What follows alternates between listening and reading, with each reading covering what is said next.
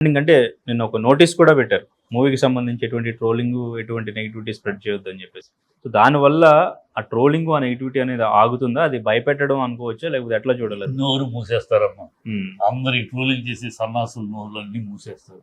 ఎవరెవరో పిచ్చి పిచ్చి ఒకళ్ళు ఫ్రేమ్ కూడా చూడకుండా ఇన్నాళ్ళు ఇయ్యో అవుతూ ఉన్నారు.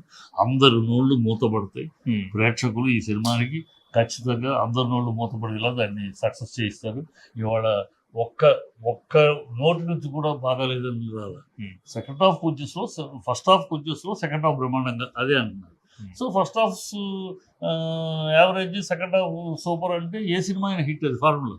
ఓకే. ఫస్ట్ హాఫ్ బ్రహ్మాండంగా ఉంది, సెకండ్ హాఫ్ వీక్గా ఉందంటే ఆ సినిమా గమ్యం రిస్క్. కానీ ఫస్ట్ హాఫ్ బాగుంది, పర్వాలేదు బాగుంది, సెకండ్ హాఫ్ టాప్గా ఉందంటే అది హిట్ ఫార్ములా.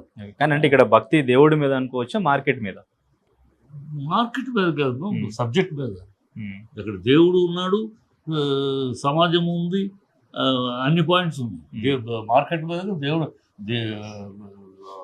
సబ్జెక్ట్ మీద భక్తి, ఓకే. ఆ సరస్వతి మీద భక్తి, ఆ కథని మీద భక్తితో తీశారు.